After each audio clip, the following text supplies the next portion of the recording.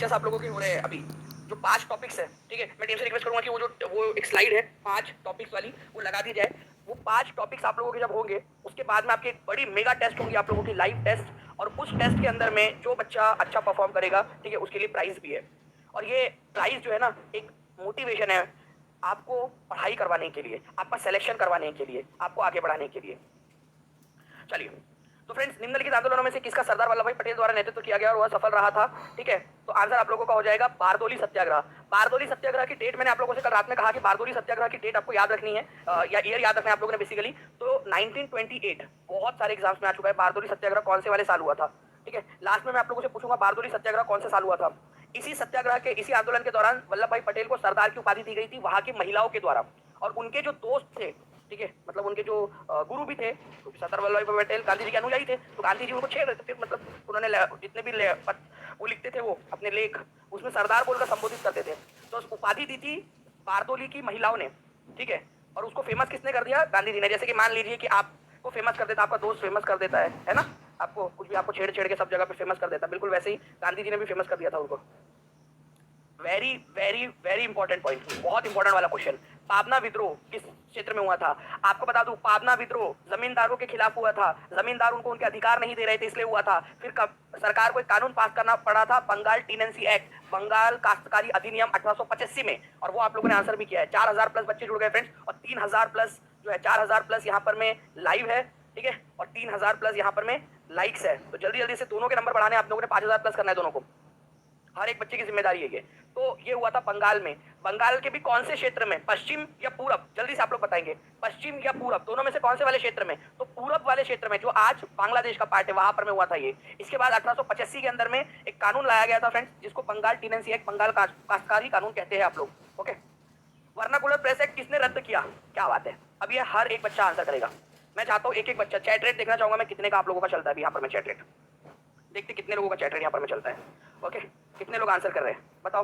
बंगाल के अंदर में या तो भारत के अंदर में 1878 में वर्नाकुलर प्रेस एक्ट जो था, किसने रद्द किया था? ये क्वेश्चन पूछ रहे अभी, रद्द किसने किया था? हर एक बच्चे ने आंसर करना है कमेंट में। लाइव देख रहे, ऑफलाइन देख रहे, हर एक बच्चे ने कमेंट करना है।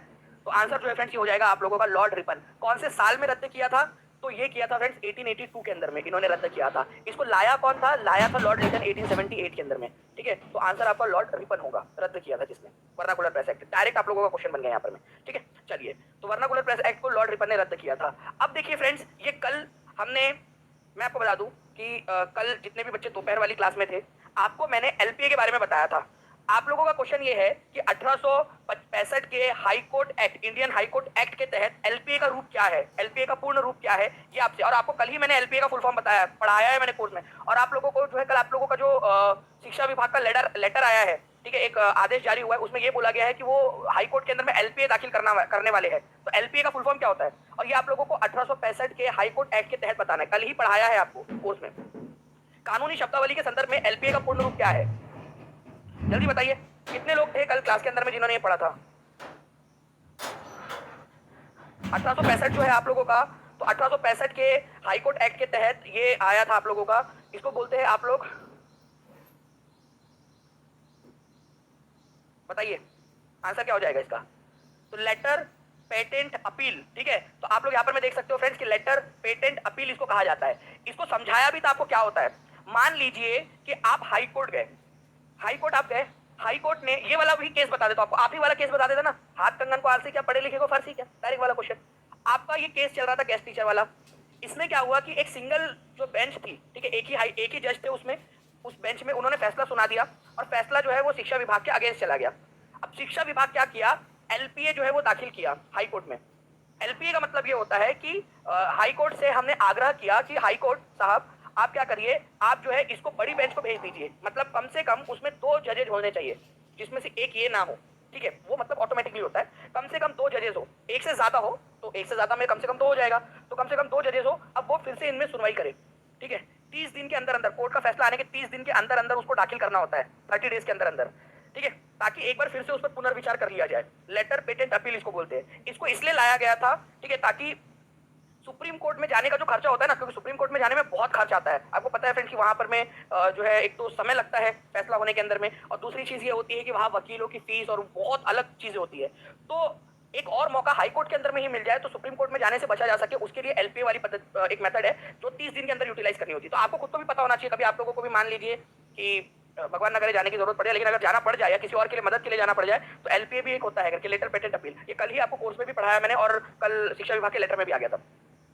बंगाल काश्तकारी अधिनियम के जो है आपको बताना है कि कौन से साल में बंगाल और बिहार में कृषि भूमि के काश्तकारी में अधिकार के लिए, प्राकृतिक अधिकार के लिए लाया गया था। बताइए जल्दी जल्दी से। 3300 प्लस लाइक 5000 करना है हम लोगों ने जल्दी से। एक एक बच्चा अगर यहाँ पर अपना अपना योगदान देगा तो बिल्कुल हम लोग कर पाएंगे। 1885 के अंदर में बंगाल काश्तकारी अधिनियम 1885 के अंदर में आया था। काश्तकारी अधिनियम, ठीक है, बंगाल टेनेंसी एक्ट बहुत फेमस है 1885 के अंदर में। ओके, और मैं आप लोगों को बता दूं, आपने सारे लेक्चर्स देखने, गवर्नर जनरल का, ट्राइबल मूवमेंट्स वाला लेक्चर हम लोग करेंगे, पीसेंट मूवमेंट हम लोग स्टार्ट कर चुके हैं, सोशल रिफॉर्म्स करेंगे, बिहार की स्कीम्स करेंगे। कितने लोग रेडी है, कौन चैलेंज एक्सेप्ट करता है ये पूरे पांचों के पांचों लेक्चर देखने के बाद में टेस्ट देकर आउट ऑफ स्कोर लाने का? कितने बच्चे हैं जो यहाँ पर मैं चैलेंज को एक्सेप्ट करते हैं कि सर हम करेंगे, हम पढ़ेंगे पांचों लेक्चर अच्छे से, बार बार रिवाइज करेंगे। पेड वाले बच्चे जो है वो पेड में अच्छे से जितना पढ़ा रहा हूँ उतना पूरा रिवाइज करेंगे, जो वाईटी वाले बच्चे वाईटी के ऊपर में बार बार रिवाइज करेंगे आप लोग, और इसकी टेस्ट देंगे। मेरे को चैलेंज एक्सेप्ट करके बताओ और मेरे को इसमें आउट ऑफ स्कोर करके बताओ, मैं आपको चैलेंज दे रहा हूँ, ठीक है। जैसे ही कंप्लीट होगा उसके जस्ट अगले दिन मैं टेस्ट लूंगा। तो आपको अभी से बार बार यूट्यूब चैनल के ऊपर में जितने बच्चे वो लोग वो रिवाइज करते रहना है। देखिए फ्रेंड, बीपीएससी 2015 का क्वेश्चन अभी आप लोगों के हवाले बताओ।